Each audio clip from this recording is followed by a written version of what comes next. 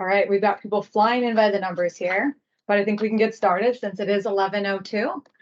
First of all, I want to thank everyone for being with us today. At 11 a.m. on a Tuesday, we've got a lot of good information for you. I'm going to introduce myself. We'll go over the agenda. I'll introduce the other people on the panel, and we'll get started. I'm Lizzie Usherwood. I am General Counsel here at Usherwood Office of Technology. We're really excited to have Lisa and Tucker here today.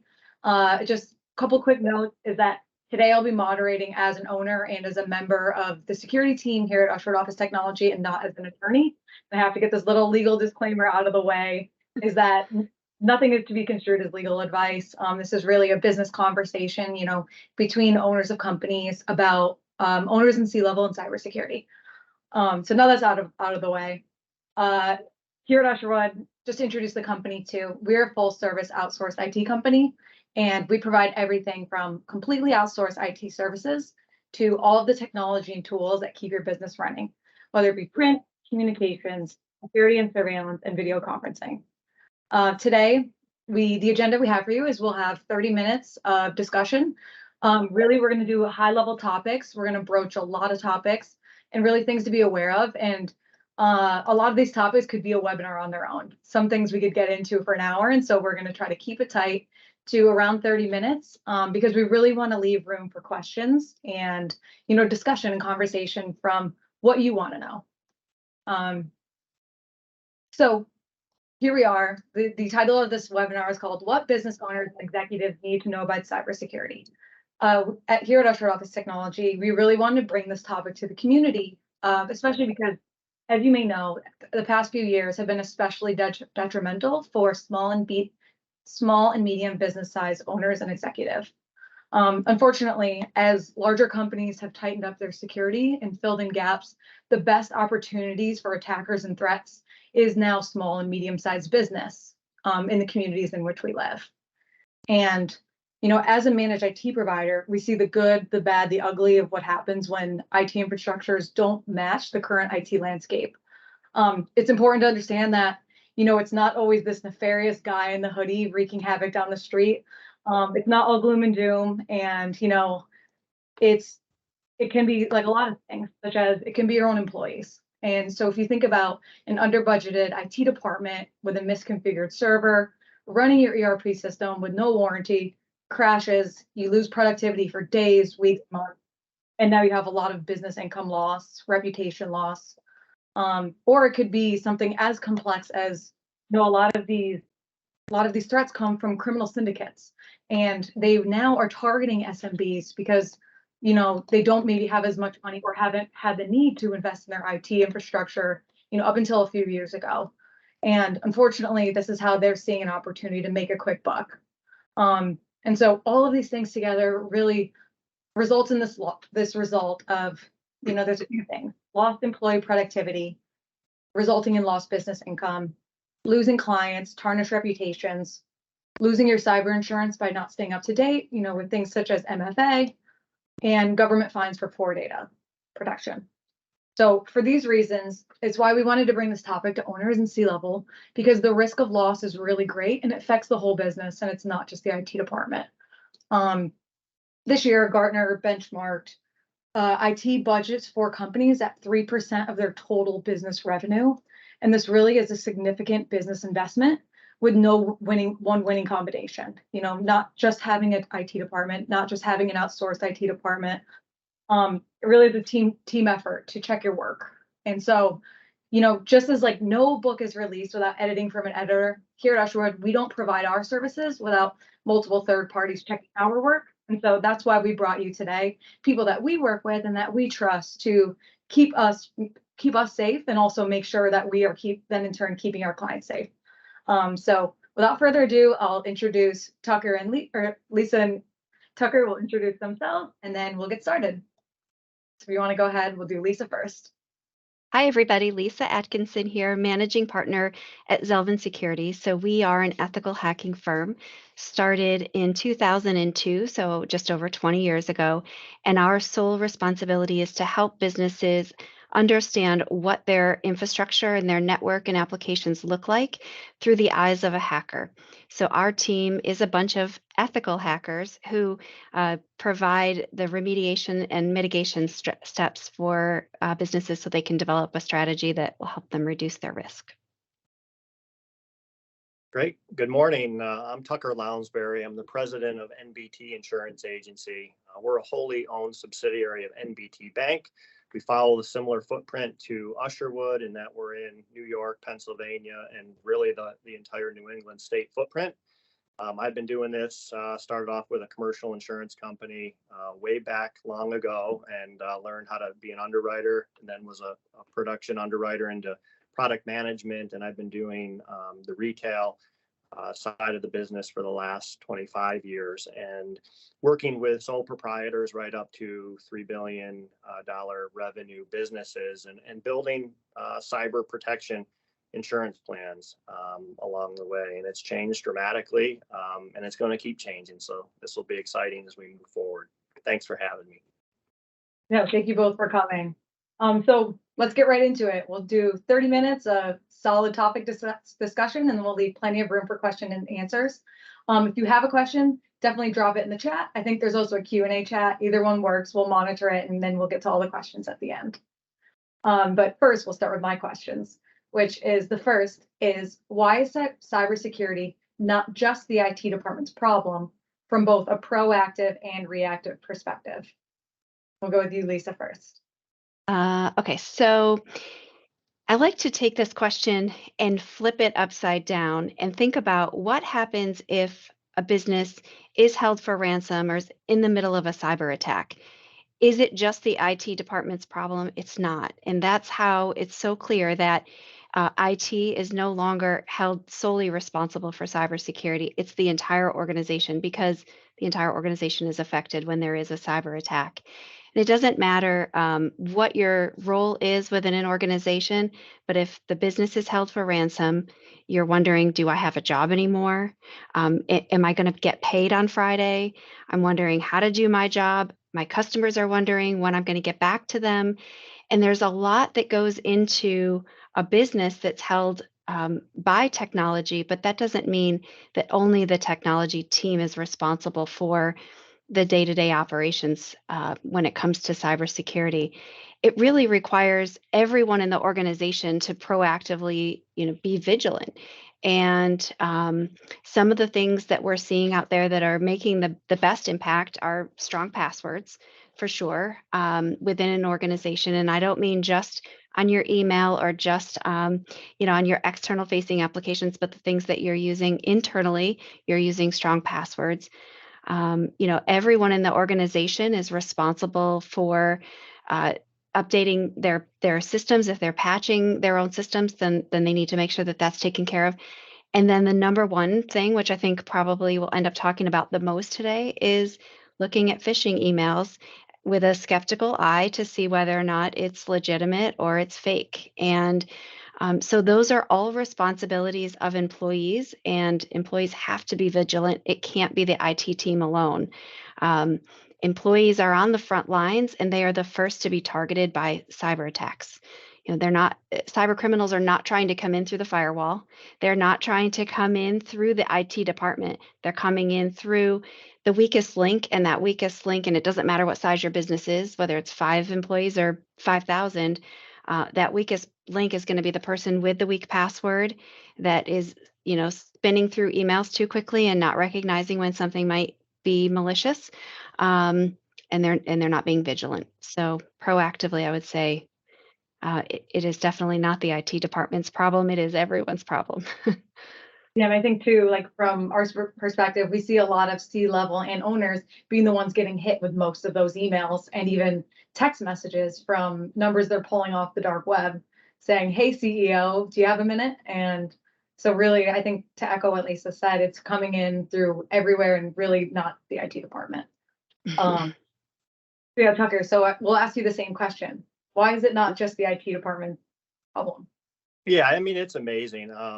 So I've insured Usherwood for, 15 plus years. 15 years ago, we didn't have cyber insurance. 10 years ago, it was the IT department. You fast forward to today, whenever we meet, I'm sitting down with Lindsay as general counsel. I'm sitting down with a CFO. I'm sitting down with your operations team. And we're talking about really risk management as opposed to insurance, because it clearly is today. It's a matter of when there's going to be an issue in our minds, and that's how we have to approach it. It's not the if anymore. And so we've got to have everybody around the table. When you think about how IT has also evolved in that same time period, if you have a hack or you have a significant breach, it could mean that your soft phones go down. It could mean that your operations are no longer able to communicate with customers. It could mean you don't have access to customer file information to provide customer service. So this is no longer an IT issue at all. And it's really morphed into how do we risk manage here? Because it is just clearly not, let's go buy an insurance policy and everything will be okay. So from our perspective, if we don't have everybody around that table, it's not going to end well. And I'll take one step further. I'm going to bring finance into this because as we're talking to operations, general counsel, we really need to make sure that we are coordinating not only the cyber liability, but also a high limits crime policy that really needs the input from the finance team, because there's a difference between having a breach and having some action inside of your network or a ransomware issue versus somehow being defrauded and wiring a large sum of money. And that triggers a first party crime coverage that it will either be embedded in your cyber insurance or specifically a separate policy. So there's been a lot of evolution, Lindsay, over the past 15 years. And here we are. Here we are. I really like what you said about risk mitigation and that phrase, because I think really that's what this webinar is really about, is risk mitigation. There's no such thing as breach proof, no such thing as ransomware proof, no such thing as errors happening from your own employees proof, right? And so that's really kind of what I want to focus on. And, the word cybersecurity now, everyone's using it. You've got all sorts of companies using the word cybersecurity, but really what we're talking about here is risk mitigation, because, there's no such thing as no risk. And so just keep that in mind, as we go along here. My next question is, I know we touched briefly on some of these things, but what are the top issues organizations are facing when it comes to securing their company data and intellectual property? And how do you believe that this affects the value of their business? And Tucker, we'll start with you first on this one. Sure. Yeah, and it's gonna vary by company. So we'll start there. If you're a company that is expected to be securing very, very important customer details, think attorneys, think physicians' practices, anything in the medical field, those are going to be at that higher risk level. And why I say that is it's really about reputational risk. If you do have a significant breach that involves losing some of that data, you've got some reputational risk that is going to be a value. I don't know that I could even put a value on it. It's that extreme. But from a basic standpoint, you've got to evaluate that component of what that value might be from a reputational standpoint. And then you've got to get into what you can more directly kind of quantify. And that's, how many files you're trying to protect. And then at the end of the day, I think you've got to look at how is this going to happen? And I think what we'll talk about a lot today, and I want to just say, is like this business email compromise thing that happens is going to be one of the areas that is actually not necessarily a hacker coming in, but it's more of somebody figuring out how to get somebody to open up the gateway to come in that front door. And I think when we look at the value of your data, those folks on that very high risk spectrum have got to be that much more vigilant because they have that much more to lose. And that's that reputational risk that I would always focus on. I agree with you, Tucker.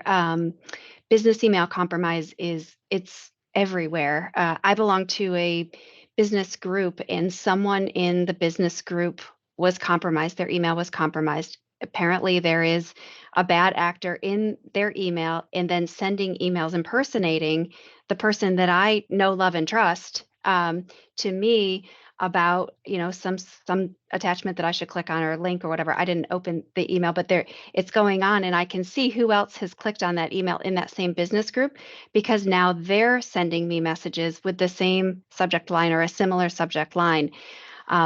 Luckily, we're very suspicious. We don't click on any links in email at all within our organization. Even if it's a Zoom link, we'll still go out to Zoom and enter the code specifically in the browser instead of clicking on the link in the email.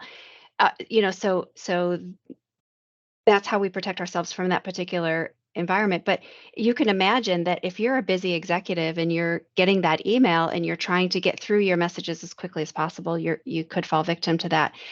And quite often, when businesses are trying to secure their data or their intellectual property, when that business email compromise comes in, when that hacker gains access to that one person's email and then can move laterally within the organization, they're immediately going to be looking for that high value data, like you were mentioning, Tucker, like the attorneys, the healthcare organizations, or anybody with sensitive information. And hopefully, there are some protections in place to help keep that hacker in a contained area. So whether it's by network segmentation, by classifying data, and also keeping that siloed so that it's not available to anybody within the network environment, and really, building layers and layers of security internally so that if that one business email compromise occurs, then the entire organization isn't held for ransom and taken down and experiencing a loss. Yeah, I'll just jump right in real quick because that's a great point, Lisa. And I don't think most people know that typically when there's a compromise like this, they can be in your system in excess of 6 months. So think about how that feels, that you've been intruded, have somebody living in your domain for 6 months. And what they're trying to do is to get to all those areas. And we see it time and time again. They actually get to your backup files eventually in a lot of cases. And so if you do get ransomware and you go to restart because you think you've got everything set, they've spent 6 months getting every place in your domain so that even when you go to fire things back up, it won't work. Absolutely. So in terms of the pen testing that we do, businesses hire us to come in and use the same tools and tricks and techniques as hackers in the wild. And that is certainly one of the tricks that we use. Gaining access to email often gives us the opportunity to see all the inner workings of an organization. We can see the signature lines, we can see the cadence of emails, we know who's who, and if we want to impersonate and someone within that organization, we certainly can. And then what we end up doing quite often is finding that there are passwords that are passed back and forth via email, which then gives us more access to more systems. And if we can just get a foothold in typically one person's email or one workstation within an organization, we're able to move around. And it does take a little bit of time to be able to get your feet under you. And that's why hackers in the wild are so quiet at first, and until they're ready to deploy their ransomware. And they're, it's invisible. No one knows they're there. If they are sending emails, they're deleting them the minute that they're sending them so that the person whose email box they're in has no idea that it's happening. Technologies are what is innovating U.S. companies. And one of the other things that we see is a lot of organizations are putting a lot of time, money, and effort into making sure that their technology stack is fresh and innovative and really taking them places.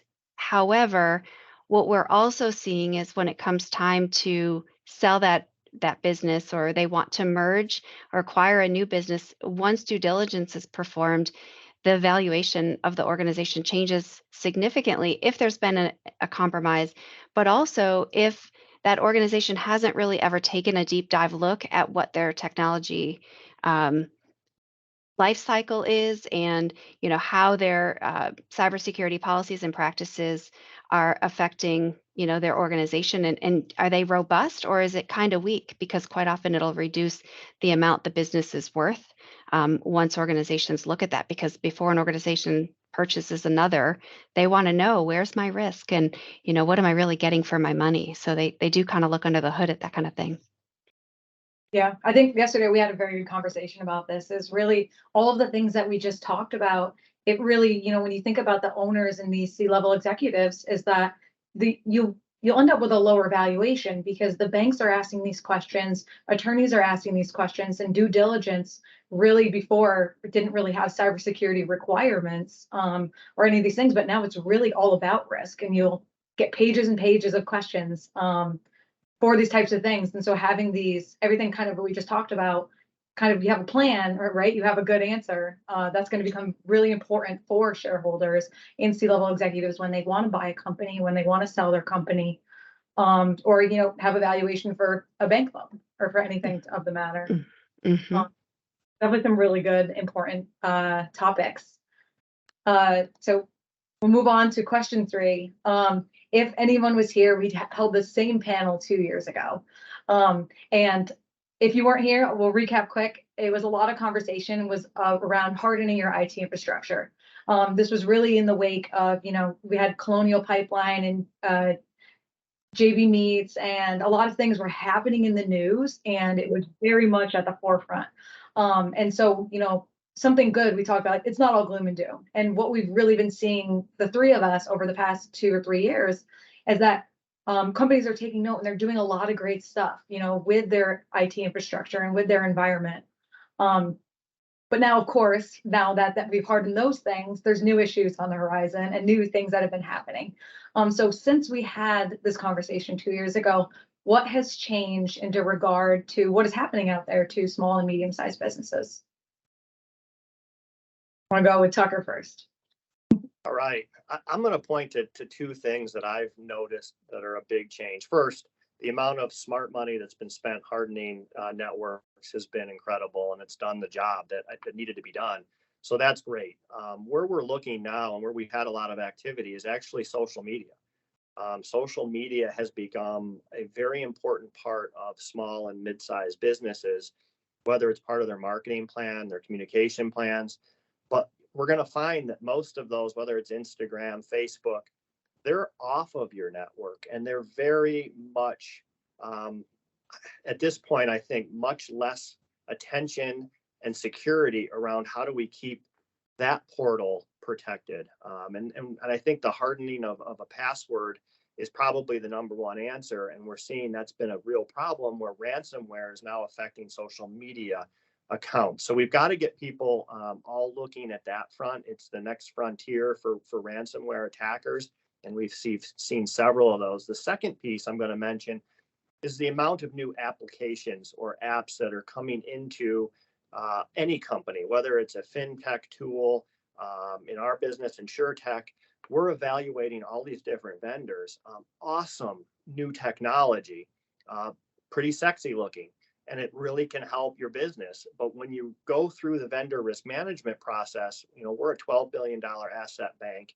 We've got vendor risk management and info security that's very robust. We go through and check to make sure that any new technology that we're going to put into our network has got proper security by design infrastructure built into it. So as they built their technology, it had an eye towards security. We're finding a lot did not get built with security by design, and they're failing our tests.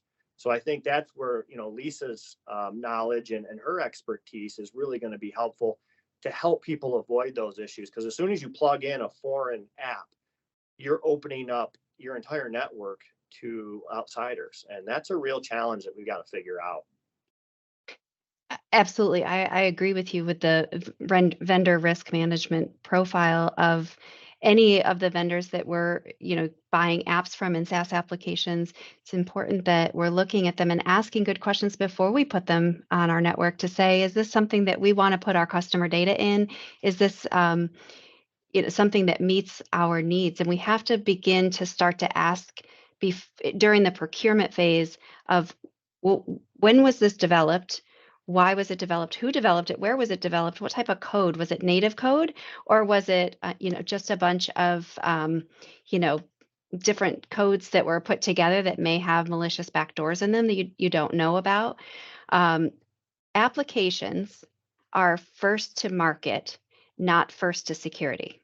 So applications or mobile applications, whether it's on it doesn't matter if it's on your computer or if it's on your phone, they are first to market. The first one that gets to market is the first one that gets the most sales, is the first one that gets the best foothold. And they don't have the people who are coding them are not necessarily security professionals. And unless you specifically ask the question, has it been tested? Has it been really looked at by an independent third party? You don't know the answer to that question. So we always urge all of our clients to bring us into that conversation so that when you're evaluating a new app and you say to the salesperson, has this been tested? They say, of course it has. Yes, for sure. Yes, we test everything. Well, they're testing it to see whether or not the users like it and it's friendly and it does what you want it to do, but has it really been tested for security? And when we start asking deep dive questions about the methodology in which it was tested, was it just a vulnerability assessment? Was this check the box kind of testing, or was it, full on robust testing? Then we really understand whether or not this app is risky. Over the last 2 years, the biggest change we've seen are vendors who are not allowed to connect to major companies without going through the due diligence process and receiving an independent third-party pen test. So if you think about the last time, you went to a hotel, you used your key card to get in, you used the telephone, that was automated, the TV was automated. You can even order a towel via an app on your phone now by the pool if you want to, or a drink. All of that is all of your data, your credit card, your room, your date of birth, your everything, right? All combined into one application. And hotel chains are saying, you're not going to connect to our network until we've had this third party tested. And when will it be tested again? And each time there's a new release, has it been tested? So really looking at it with a sideways eye to make sure that security is then built in if it isn't by design. Yeah, it's funny that you bring up that example because I've got a good B2B example of a place to look. Definitely is also marketing automation tools. A few months ago, we looked at a program for email signatures, and what this program would do. Well, we liked it right from the marketing perspective. It looks great. It does has the functionality that the team wants. But then once it gets to the security team, we come to find out that what it would actually do is route all of our emails from our server to a server in China, paste the email signatures onto the emails, and then send them back out. And of course, that was a hard stop. There's no way that it's coming onto our network. But I think a lot of companies don't have the infrastructure to have that kind of vetting and testing, or we never had to before, right? It was never something we had to worry about. But now you think about rerouting all of our emails to China to put a signature on them. It's just wild that it's out there, and it's an American company. You don't know that these things are happening. That's right. Do you mind if yeah. I go back? I just want to talk a little bit about passwords because it's kind of the crux of the social media platforms. And as you were saying, Tucker, the portals of all of us putting all this time, money, and effort into social media and really making that our brand. But then if they're compromised, what happens? And it really comes down to password complexity. And, the PCI standards just changed where now instead of a password, being just, I think, 7 characters or 8 characters long, now it needs to be 12 characters long. You have to have an uppercase, lowercase numbers. PCI does not require special characters at the moment. But if you think about, just use this as an example. If you think about the word Usherwood, it's 9 letters long. So if you need to come up with a 12-character password, capital U, Usherwood, 2023, exclamation point. You've met the password policy for PCI, but you've also met it for most password policies in any organization, right? 12 characters, that's more than 12 characters long. However, it would take about 2.5 seconds to crack that password on a password cracking rig. So, if a password meets the requirements, it doesn't mean that it's actually strong. It's the entropy that's required, that it doesn't have dictionary words in it, and that the uppercase isn't at the very beginning and the numbers at the end with a special character. So, if anybody is interested in learning more about password complexity, like Lindsay said, we could have a whole webinar on just one of these individual topics, but we'd be happy to go into that a little bit more. Yeah, isn't it sad that we still have to talk about passwords in 2023? It's never ending. It is. Okay, well, we'll switch gears quick. This is our 11:32, and I want to probably wrap our discussion by 11:40. So Tucker, I'm going to go to you for a personal question, and talk about cyber insurance. So is cyber insurance an answer to the problem, or is it a tool as part of an overall strategy? What advice do you have for employers who are filling out cybersecurity insurance questionnaires, and what pitfalls do you see them making? Sure. Yeah, no, it's definitely a tool. When you think about cyber insurance, it used to be kind of the solution. You place the policy, put it away. You feel like you've done what you need to do. Now it's about risk management, and it's the tool that engages everybody to get around the table and put an incident response plan together. And that's really if there was one thing to take away from this call, it's going to be incident response planning. And you want to have the entire organization part of the insurance placement and planning what the incident response plan is. And what that means is we actually work together to have your outside counsel ready when there's a problem, to have your outside forensic person ready when there's a problem. You have to go out to these third parties to come in to help you when you're under attack, because your internal group has been breached. And it's really important to have the custody and control in place. Lindsay does that great as a general counsel, but she needs help from a professional cyber coach, really, at the attorney level. So we bring all of that together. The other pitfall that I would see, because that was part of the question, is when you get into the applications, we are trying to make any company look as positive as possible when they're being underwritten for insurance. The challenge is you don't want to overstep and have anything be misrepresented. And some of what we're seeing right now that's becoming a real crux is the insurance companies have gotten smart because they've had such high levels of frequency with claims coming in. And they're noticing over and over again, a lot of the problems are around software, and specifically neglected software. And what that means is not updating software. So there's updates that come through, whether it's your phone, which we all get those updates nonstop, but it's all of your software needs to be updated at regular intervals, and it needs to be done immediately. The reason some security issues are found, and they need to be fixed immediately. So if you wait 30 days to fix something that's a vulnerability, you've left the door open for cyber criminals for 30 days. So we're really getting into making sure what you answer on those applications around all of your updating, how you're handling software. And specifically, you might have some software that's no longer supported, but very important to your company. And honestly, as an insurance professional, I can't tell you to stop using that software. It helps run your company. But what you do need to do is probably isolate that one specific software, put it on its own server, work with your MSP, work with Usherwood, work with people like Lisa to make sure that it's in a safe place, and deal with that exposure. Don't pretend you don't have it, and clearly don't answer that you don't have that exposure, because what's happening is the insurance companies are putting these neglected software endorsements on, or other ways that they can put a little skin in the game for the insured, so that if at time of loss they find out that you're not doing what you said you're doing on your application, you could be responsible for up to half of that claim, if not more, depending on what the endorsement says. So kind of a long answer to that, but it's a tool. Work with your professionals to make sure you do it right. Yeah, the questionnaires are getting shorter, aren't they? They're not getting any shorter. I apologize for that. They might over time, but right now they're only going to get longer. For sure. Yeah, no, because, we look at them for our managed IT clients, every week that goes by, it seems like they're adding more questions, more pages.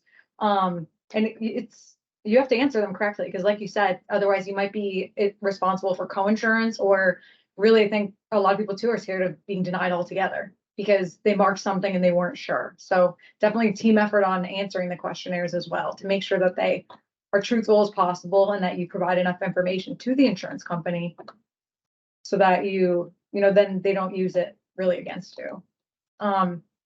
We'll totally switch gears again. We'll go back to Lisa with ethical hacking.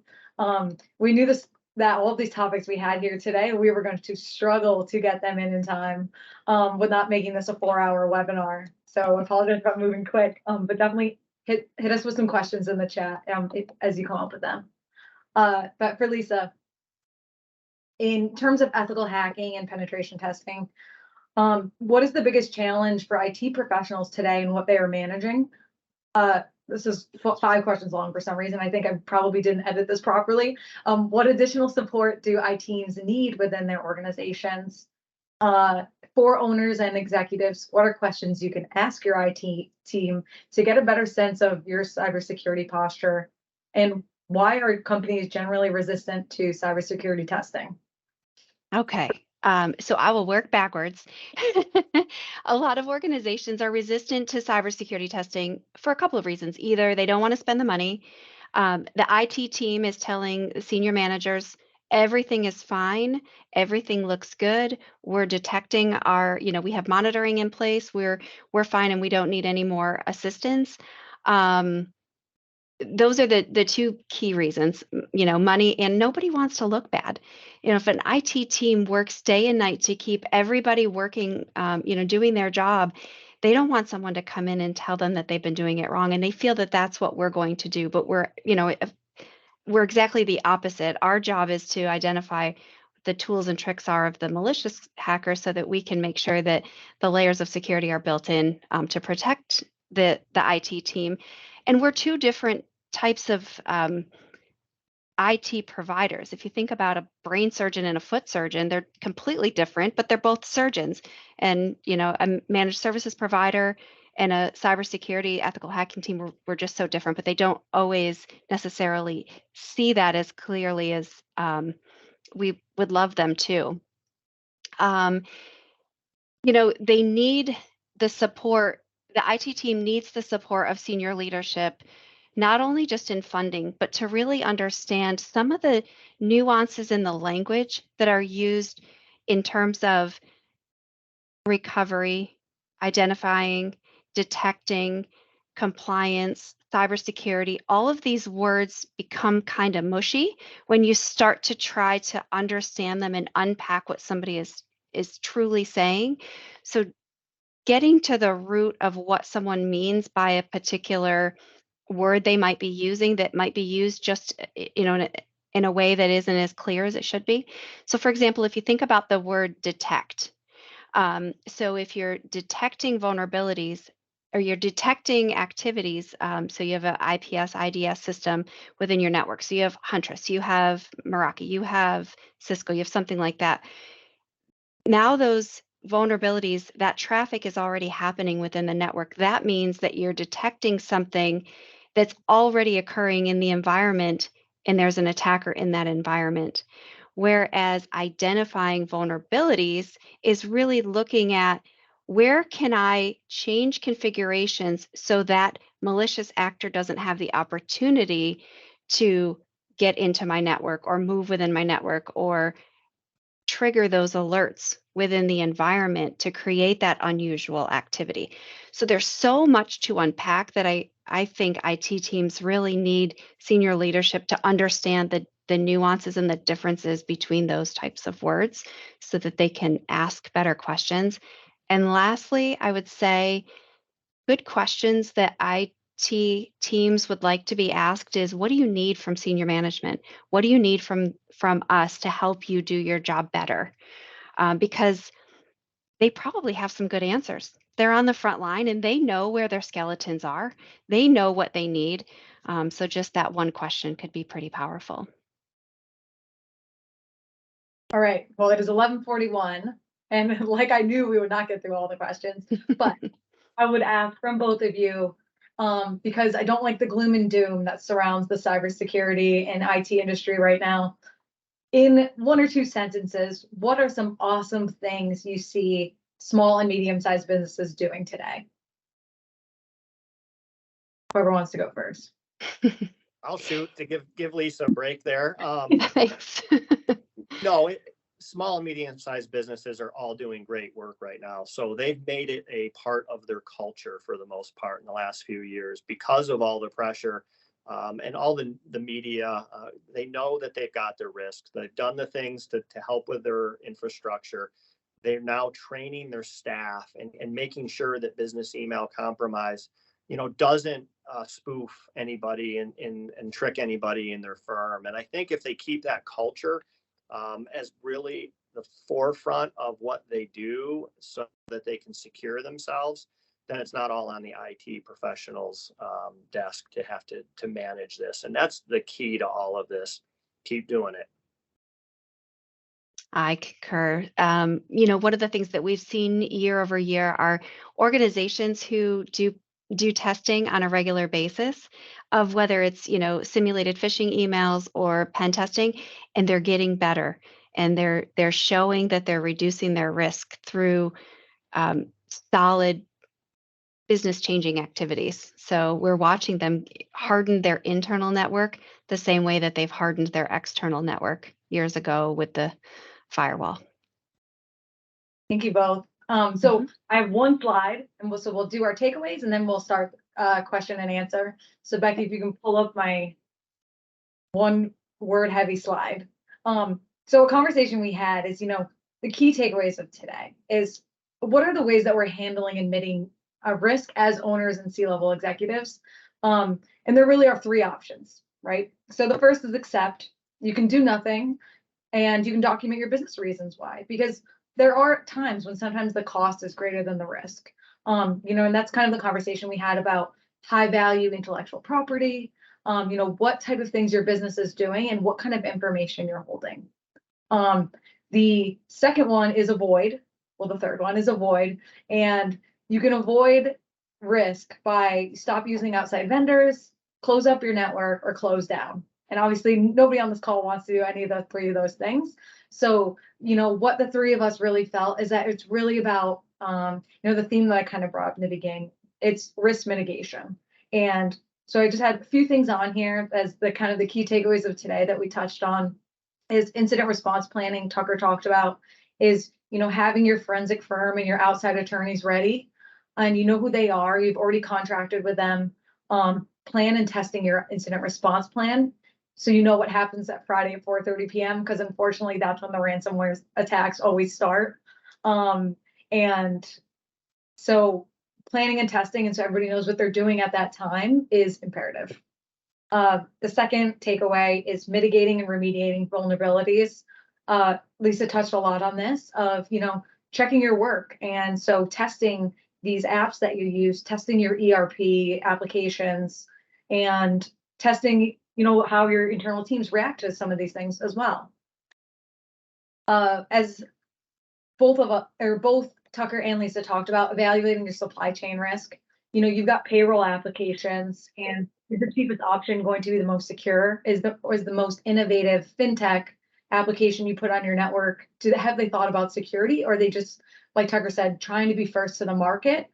And those things, you have to vet them out from a security perspective because there's your payroll. So you've got your employees' addresses, you've got how much they make.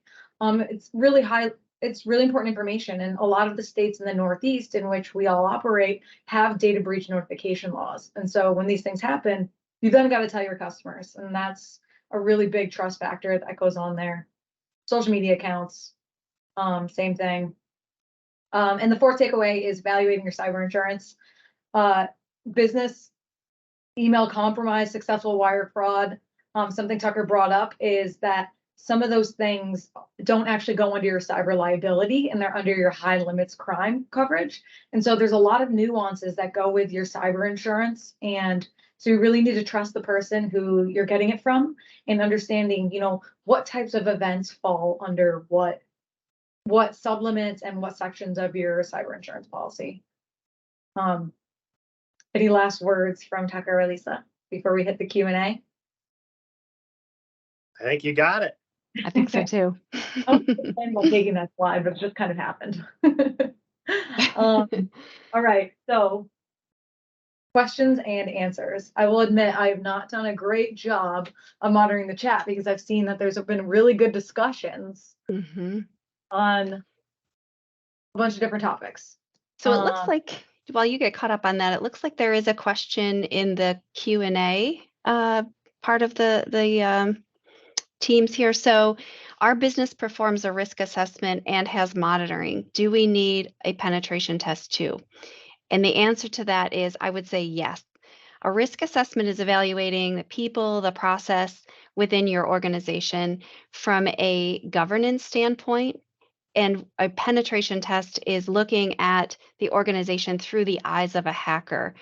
Even if you do have monitoring in place, you'll be able to see the effectiveness of that penetration test or of the monitoring through the penetration test, because you'd be able to recognize that, if an attacker were to deploy a certain exploit, would your monitoring system reactively pick up on that? And so that's the benefit of having a penetration test over the risk assessment, which is really just looking at the pen and paper and the governance side of an organization from a policy standpoint.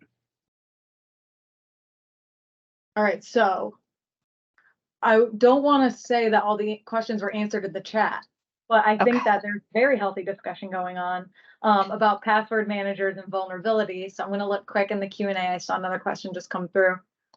What does a security test cost? I'm assuming that one's for you. I'll take that one. It varies widely. It really it's based on the size of the organization, the type of network that it is. Are we looking at cloud? Is it all on-prem? Does the test include social engineering and phishing or physical security? Or is it just looking at the network on the inside or just on the outside? So it ranges from a few thousand to several thousand. It just depends on all of the pieces and parts that an organization wants to invest in. Our advice to organizations is start somewhere where it makes the most sense, and then build in more cybersecurity testing as you add new technologies or as your focus changes based on what your organization needs to operate. Thank you. And another question from the chat, this one is for Tucker, is what's the cyber insurance landscape looking like from a financial standpoint? And what can we tell the audience to budget for next year's insurance renewal? All right. No, it's a great question. And honestly, after the last 2 to 3 years, it has been more than a roller coaster ride. So we've seen some companies actually lose their cyber insurance because they didn't have the risk management that they needed to qualify for coverage. We've seen pricing continue to go up over the last 2 to 3 years at 30% to 50% and higher in some cases. So it's been the most difficult time in the history of cyber insurance because of the frequency of claims. The good news is that I'm saying that we should be probably looking at a 10% increase for any company that has caught up, is doing the basic risk management that they need to have. They've completed multi-factor authentication work on their end. They're probably not going to see a significant increase this year. And in some cases, we've actually seen some decreases. So good planning is probably 10% for your renewal this year, unless you're in a high hazard company or still have some risk management concerns. Thank you for that. Super helpful. Another question just came in. Which investment is more critical, risk assessment and versus penetration testing?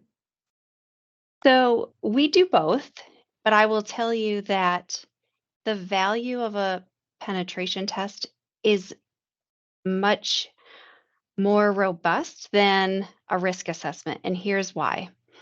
There's a organization that constantly did a risk assessment. Every year, the organization looked at their policies, they looked at their procedures, they interviewed different departments, and they determined how they moved PHI, PII data throughout the organization. Finally, they said, we'd like an internal penetration test.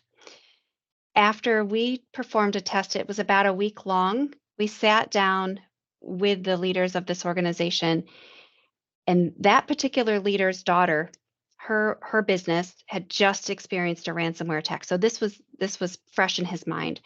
And when we completed the pen test, he said, I learned more in the last hour than I have learned in all the years that I've worked here about our cyber risks. Because he was able to read through the narrative of the tester to be able to see what worked, what didn't work, where they were in good shape, and where the skeletons were, he was clearly able to then make some good business decisions. The risk assessment piece, we can help organizations perform their risk assessment internally if they don't want a third-party organization to perform it. So there are some really important questions in the risk assessment. So my opinion is that the penetration test, which is the highly manual test of looking at the network from the hacker's eyes, is more valuable than going through a list of questions within your internal organization to get the answers that you probably already know. Thank you for that. It looks like there's no more questions except for in the chat, which if I am having trouble gleaning anything from here. Super love the conversations, but I feel as if most of them have been answered by other people. If not, feel free to pop it in the Q&A. And if not, we can wrap things up. And then, if anybody has any questions that we didn't get to or that, you think of afterwards, I guess now is a good time to say that, we are going to send a survey after this to please rate the content today. And we know that we hit on a lot of high level topics. And like we said before, we could have went into probably an hour on each of these topics that we had today. So please let us know if any topics we brought up today you're interested in a additional webinar or additional information on. If you want to be connected with Lisa and Tucker to have a discussion about penetration testing, ethical hacking, or cyber insurance, we would love to connect you with them. And you can also do that through the survey. So any feedback, all feedback, we would love to hear from you and love to make this as valuable as possible. Hope that everybody got something from today. And other than that, I think any parting words from Lisa or Tucker? No, thanks for having us. I mean, it's always that's a sporty discussion. There's a lot that goes into it. And that's not going to change. So I think the key is to just keep communicating with the people that you have working on your behalf and internally. And as you have questions, don't hesitate to reach out to people that are seeing this every day. And that's Usherwood, certainly Lisa's company and NBT. And I'll just close by saying it's a journey. We're never done. We're always getting better. So just keep on getting better.